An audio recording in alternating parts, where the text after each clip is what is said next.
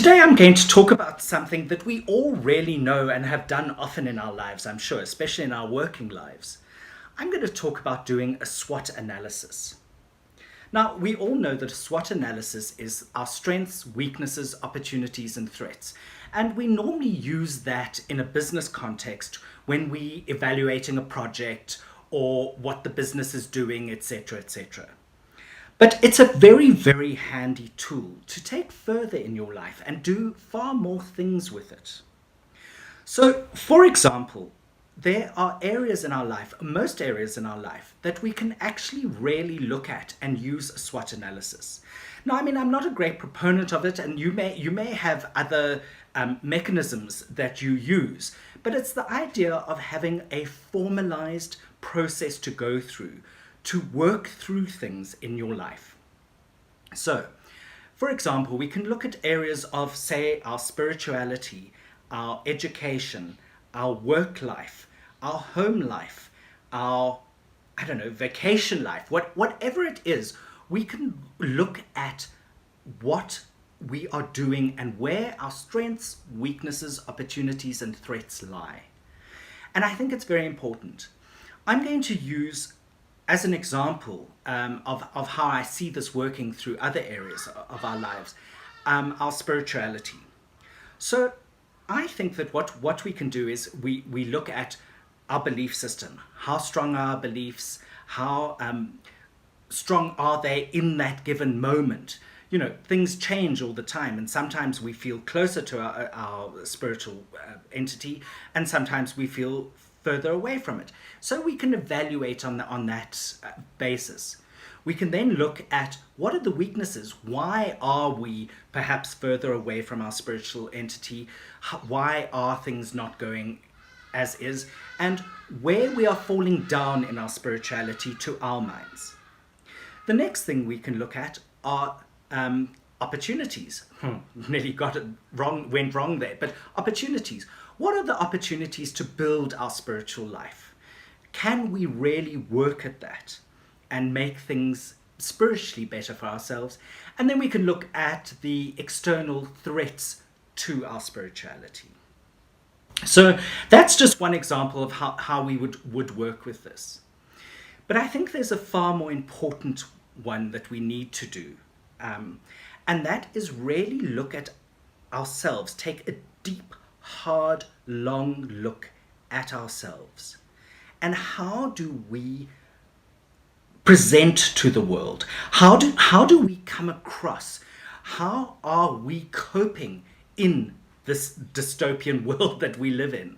And I think it's especially important now post-COVID, actually, because we have been through a very, very difficult time.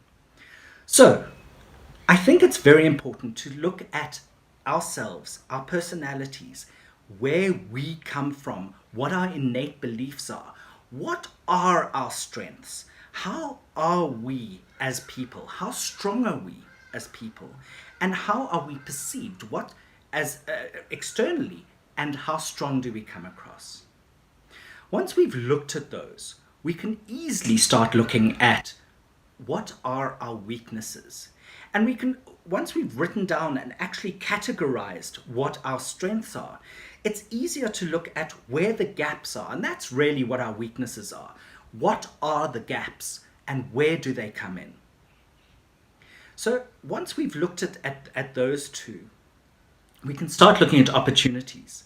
So for example, I always think that one of my weaknesses perhaps is the fact that can be quite sarcastic and I can be quite flippant, especially in quite serious situations. And it's a coping mechanism for me, sure, and that's how it comes across. But really, is there not an opportunity within and of myself to maybe start looking at how I react in stressful or difficult situations and maybe change how I interact? So that's an opportunity for me.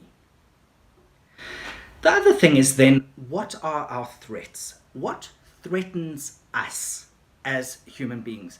And for example, again, I'm going to use myself as an example.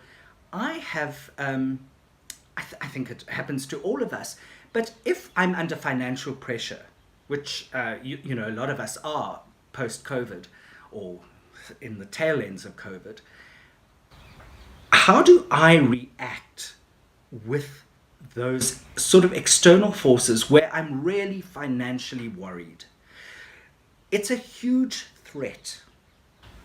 And once I've looked at that threat, I can then move that threat into the opportunity column and say, my opportunity perhaps is to look at my income and how I'm creating income, how I'm creating my wealth, and make that an opportunity. So look at the opportunities open to me. I think the important thing here is once we've gone through that whole exercise is to take a step back and look at it and really say to ourselves, okay, this is where I am at the moment. This is a snapshot of my life at the moment. How can I implement the opportunities that I've identified? Because that's the key point to me. What are the opportunities? How can we better ourselves? And I think once we've done that, it's really the way to go forward. Have a fantastic week, and I will see you next week, Wednesday. Have a wonderful